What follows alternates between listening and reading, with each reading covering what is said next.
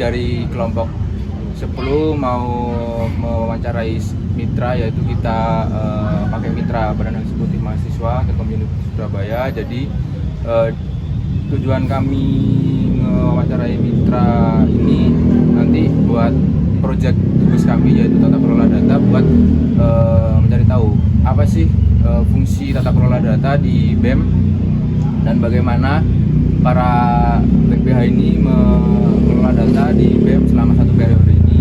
Mungkin langsung saja. Jadi sebelumnya kenalkan kelompok kami. Jadi izin perkenalan, saya Rizvigo dari DS 0302 dengan NIM 1206230027 dan rekan saya Arif Muhammad Arif Bila dari DS 0201 dengan NIM 120620011. Saya Basma Hidayat, saya aslinya dari Prodi Sistem Informasi di DS 0 kelasnya 0301. mungkin boleh perkenalan para BPH BEM lebih dahulu sebelum memulai wawancara. Oke, sebelumnya perkenalkan, nama saya Jana Fulbazer. Di sini saya sebagai BPH dari BEM sendiri, yaitu dari Bendahara. Lanjut. Baik, perkenalkan, nama saya Mutiara Angela Putri. Saya juga dari BPH BEM, yaitu sebagai sekretaris kabinet. Oke, mungkin langsung saja kami izin bertanya kepada para Badan Eksekutif Mahasiswa. Pertanyaan singkat aja sebenarnya, cuma 3-4 menit. Jadi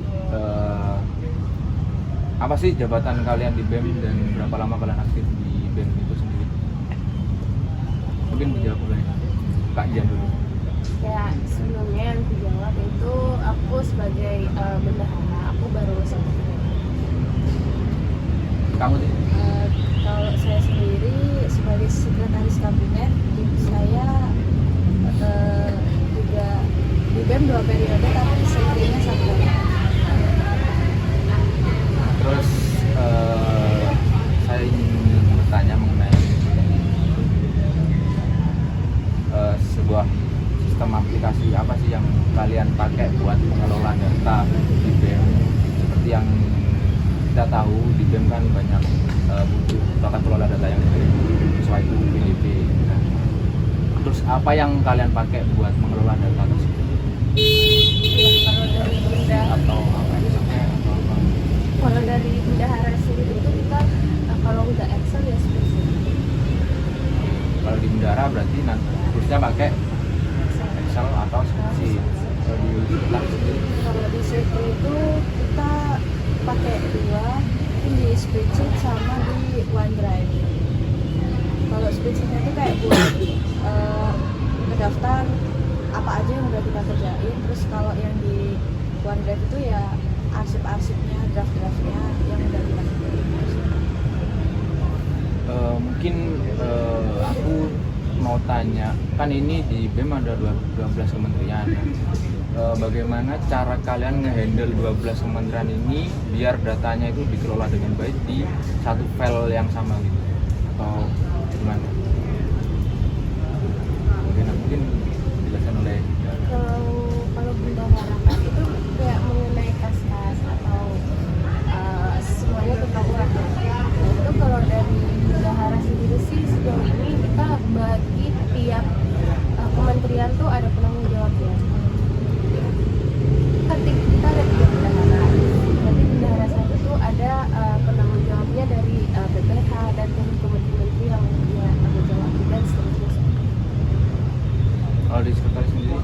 Kalau di sekretaris sendiri kan ada 12 kementerian dan juga ada terbagi 4 kemenkoan. Nah itu kebetulan sektornya ada 5, yang 1 khusus pimpinan, yang 4 itu kita terjun ke kemenkoan. Jadi setiap satu sekretaris itu pegang 3 kementerian. Jadi itu bisa lebih enak. Oke, mungkin next pertanyaan dari aku, seberapa besar sih pemahaman kalian sebagai BPH BEM terkait tata kelola data ini? Kalau menurutku ya, kalau tata kelola data itu adalah sesuatu yang penting karena jadinya mereka tuh nggak bingung gitu tentang bagaimana cara penyusunan datanya, bagaimana cara yang kan Sekre juga punya arsip-arsip kan. Seperti itu, supaya mereka bisa melihat lah bagaimana caranya supaya mereka nggak buat dari awal. Bagus, mungkin silahkan sama Sikri. Iya, jadi juga kayak selain itu kan juga apa biar periode selanjutnya nggak bingung juga. Nah itu juga apa sih kita per Kemenpan kan juga ada writer sendiri. Nah, itu dari satu tapi ya gimana ya? Apakah dikumpulkan dalam satu pendrive dalam untuk apa namanya data-data setiap kementerian atau setiap kementerian? Iya sih, dikumpulin jadi satu, jadi tapi itu yang pegang cuma sekrenya aja. Nah untuk sekretaris kementerian sendiri itu ada sendiri linknya itu buat template-template. Nah terus kalau misal kan nggak semua itu yang mereka buat disetor ke kita. Nah itu sebenarnya nggak semua Kemenkoan, tapi kalau di Kemenkoanku itu aku bikinin sendiri drive sendiri untuk mereka ngumpulin itu. Jadi kayak ada drive Biar untuk ketata Kemenkoan. rapi kan Iya. semuanya. Baik. Mungkin aku mau tanya, dari mana kalian dapat data-data fungsionaris biar disetiapkan? Kita kan satu periode kan, itu kan ada 12 bulan. Bagaimana cara kalian dapat data-data fungsionaris tersebut? Fungsionaris BEM dari BPH, dari apa menteri, dari Menko, apa Menko atau dari anggota. Kalau itu sih kan pasti di awal itu kalau BMK kan kayak nggak ada oprek, Ya. pasti langsung. Nah itu kita sistemnya lewat Givom, mereka ngisi lewat Givom. Nah selanjutnya kalau buat staff muda kan itu kita ada oprek juga. Nah kita dapat datanya dari oprek itu, terus baru kita tata kumpulin jadi satu untuk kabinet ini gitu.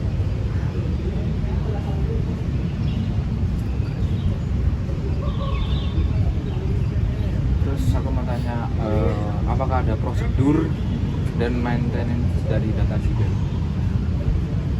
Prosedur SOP lah, seperti SOP. Apakah ada buat backup atau buat menata data ini biar gak hilang? Kalau buat itu sih mungkin ini ya SOP-nya kan pasti dari sekretaris kementerian ke sekretaris kabinet dulu. Nah itu kan kita juga pasti ngelakuin kayak revisi atau apa gitu. Setelah itu finalnya itu dikirim ke kita lagi buat dimasukin ke OneDrive gitu. Itu sih kalau backup kayaknya masih belum. Terus apakah pernah data fungsionaris di BEM, entah itu data apa ya, data fungsionaris atau data di bendahara sendiri atau apapun itu, pernah bocor nggak keluar sejauh ini? Sejauh ini Atau masih aman aja? kurang tahu sih, kalau kita rasa sih masih aman aja. Di datanya masih private aman kan? Nah, kan data dari kalau bendahara sendiri kan kasnya dipublish ke semua fasilitas dari BEM. Terus untuk aturan penamaan file di BEM itu gimana? Kalau buat itu sih nggak ada format khusus sih, bebas. Yang penting jelas aja.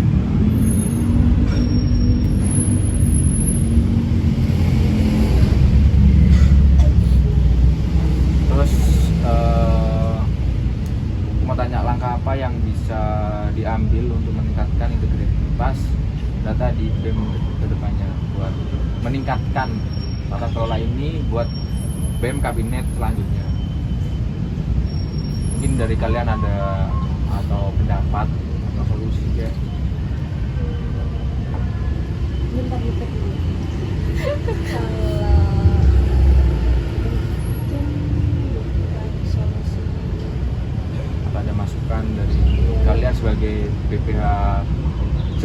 sebelum kalian demis, ya kan?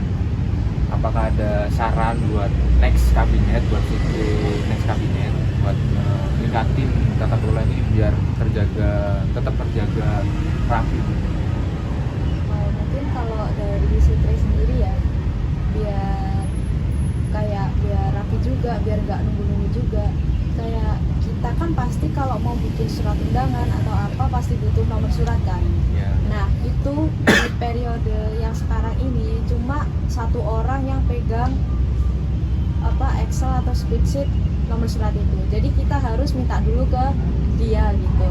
Nah itu kan kayak udah nggak pasti, jarang fast respon gitu. Pasti udah buang-buang waktu dan cuma kita juga nggak tahu itu gimana gitu konsepnya atau apa gitu. Jadi saran aja mungkin harusnya kita semua sebagai sekret itu dikasih aksesnya gitu. Meskipun ntar mungkin bareng nunggu gitu kan kita juga pasti bisa koordinasi biar nggak numpuk atau apa gitu. Kan jarang juga ngisi di waktu yang sama gitu.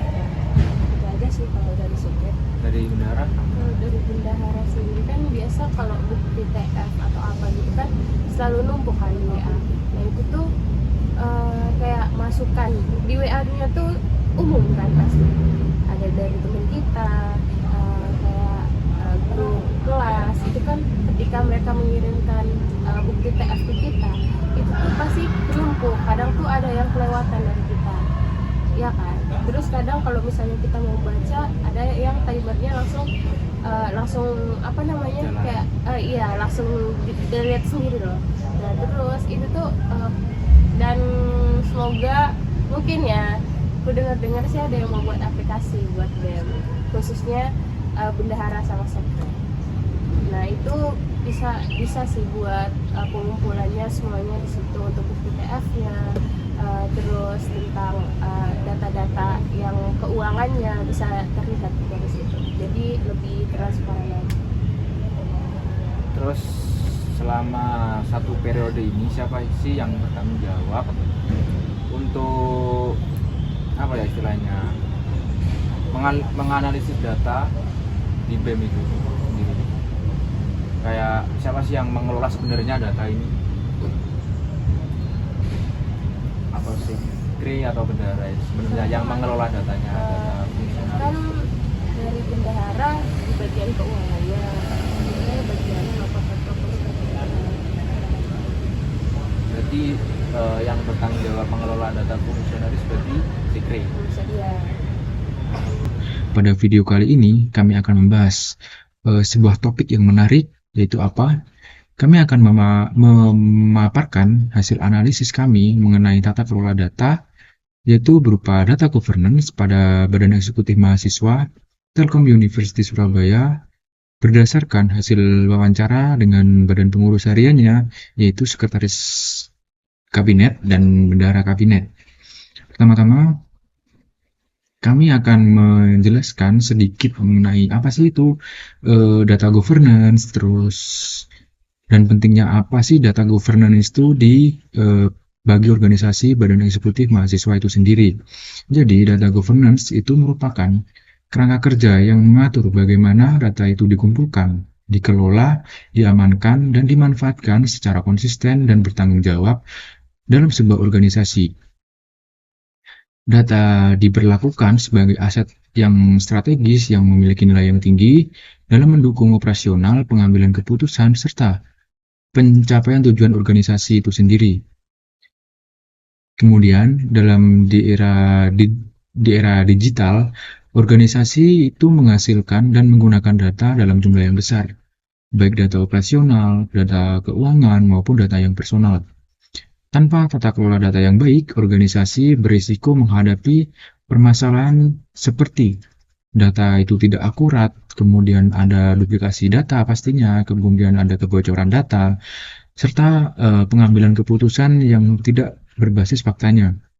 Oleh karena itu, penerapan data governance di sebuah organisasi, terkhususnya Badan Eksekutif Mahasiswa, menjadi penting untuk memastikan data itu memiliki kualitas yang tinggi, aman, dan dapat dipercaya, dan nantinya pastinya dapat digunakan secara optimal.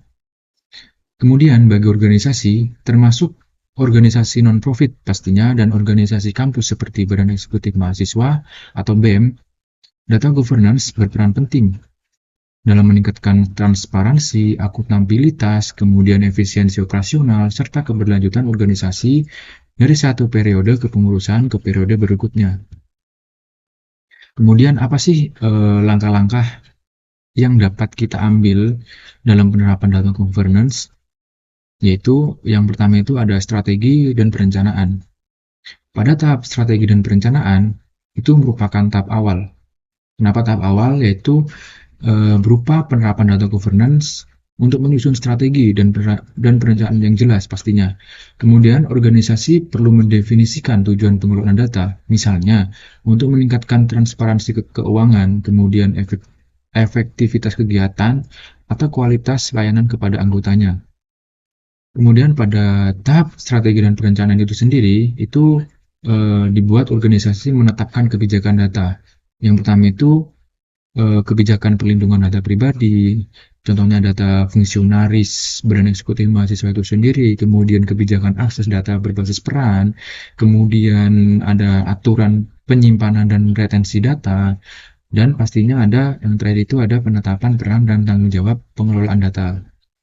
Kemudian yang kedua itu langkah yang dapat kita ambil di data governance untuk organisasi yaitu pengumpulan data. Jadi di tahap pengumpulan data itu sendiri itu nanti berfokus pada identifikasi sumber data dan mekanisme pengumpulan yang dapat digunakan. Data dapat berasal dari berbagai sumber pastinya seperti formulir pendaftaran, kemudian laporan kegiatan, data keuangan, survei, atau sistem informasi lainnya. Kemudian dalam penerapan data governance, pengumpulan data itu yang pertama itu menggunakan format yang terstandarisasi. Kemudian yang kedua itu ada penerapan validasi input. Yang ketiga, yang terakhir itu ada pengumpulan data secara minimal sesuai kebutuhan. Kemudian langkah ketiga itu adalah pengelolaan data. Pengelolaan data itu mencakup proses penyimpanan, pemeliharaan, kemudian pengamanan data. Dan apa sih yang dapat kita ambil di tahap pengelolaan data itu sendiri? Itu buat melihat metadatanya, seperti informasi tentang data, seperti definisi dan strukturnya data itu bagaimana dikelola di sebuah organisasi itu sendiri. Kemudian kita melihat kualitas datanya. Buat apa? Buat buat melihat bagaimana data itu kualitasnya itu bagus atau enggaknya, gitu kan. Kemudian termasuk akurasi juga dapat dilihat di bagian kualitas data, kemudian kelengkapan datanya, dan konsistensi datanya itu sendiri. Kemudian yang terakhir itu ada keamanan data. Di keamanan data itu sendiri, itu melihat seperti enkripsi dan kontrol akses dan backup data. Kemudian di penggunaan datanya sendiri, tahap penggunaan data itu bertujuan untuk memaksimalkan nilai data bagi organisasi Badan Eksekutif Mahasiswa. Data yang telah dikelola dengan baik dapat digunakan untuk nantinya pasti digunakan untuk analisis kinerja dan evaluasi kegiatan. Kemudian bisa tuh nanti dibuat memvisualisasikan data dalam bentuk dashboard. Kemudian bisa mendukung pengambilan keputusan operasional, taktis, dan strategis. Kemudian untuk tahap yang terakhir itu ada evaluasi dan monitoring. Di tahap evaluasi dan monitoring itu sendiri dilakukan untuk mengukur efektivitas penerapan data governance di organisasi Badan Eksekutif Mahasiswa untuk memantau kepatuhan terhadap kebijakan data, kemudian kualitas dan keamanan data, kemudian dampak penggunaan terhadap kinerja organisasi itu sendiri. Kemudian setelah dievaluasi dan dimonitoring, hasil evaluasi itu digunakan untuk melakukan perbaikan berkelanjutan terhadap kebijakan, proses, dan teknologi data governance. Kemudian karena kita mengambil sebuah kasus dan sebuah mitra yang cukup bagus, yaitu sebuah organisasi Badan Eksekutif Mahasiswa, jadi di sebuah organisasi kampus seperti Badan Eksekutif Mahasiswa itu dapat menerapkan data governance dengan membangun database terpusat untuk data kegiatan, data keuangan, kemudian aspirasi mahasiswa. Dan di sini aku sedikit menjelaskan data kegiatan itu seperti apa. Jadi di data kegiatan itu seperti, kan pastinya di organisasi pastinya memiliki program kerja. Nah, di program kerja itu pasti di setiap program kerja itu pasti memiliki panitia. 90% pasti memiliki panitia, dan itu merupakan data panitia, itu merupakan data di sebuah kegiatan atau sebuah program kerja. Kemudian data keuangan. Nah, di data keuangan sendiri itu bisa kita lihat seperti data pembayaran kas atau pembayaran LPG-an. Pastinya kalau ada program kerja itu pasti nanti dikasih waktu 3 atau 2 sampai atau 3 bulan buat LPG-an, dan itu masuk data keuangan. Dan di data keuangan sendiri itu pasti dilihat uang yang masuk berapa, kemudian uang yang keluar berapa, yang dipakai buat modal awalnya itu berapa. Kemudian di aspirasi mahasiswa itu sendiri. Nah, jadi aku akan menjelaskan di aspirasi mahasiswa itu apa aja sih yang data apa sih yang terdapat di aspirasi mahasiswa. Jadi di Badan Eksekutif Mahasiswa di Telkom Universitas Surabaya itu sendiri terdapat aspirasi mahasiswa, yaitu sebuah program kerja. Terdapat sebuah program kerja yang menampung aspirasi mahasiswa Telkom Universitas Surabaya itu diinisiasi dari Kementerian Advokasi dan Kesejahteraan Mahasiswa. Program kerja yang diinisiasi yaitu buat menampung aspirasi mahasiswa itu sendiri, yaitu Halo BEM. Halo BEM itu dibuat untuk menampung aspirasi-aspirasi mahasiswa yang nantinya disampaikan ke atasan. Jadi terstrukturlah kayak aspirasi mahasiswa itu nanti diisi oleh mahasiswa di program kerja Halo BEM itu sendiri, kemudian dari Kementerian Advokasi dan Kesejahteraan Mahasiswa itu sendiri, dan di BEM nanti bisa menyampaikan ke atasan. Kemudian data itu pastinya dikumpulkan melalui formulir digital yang terstandarisasi dan disimpan secara aman di cloud, serta nantinya itu dapat ditampilkan dalam dashboard untuk monitoring kegiatan dan keuangan. Sekian penjelasan dari saya dari kelompok 10. Kurang lebihnya mohon maaf. Wassalamualaikum warahmatullahi wabarakatuh.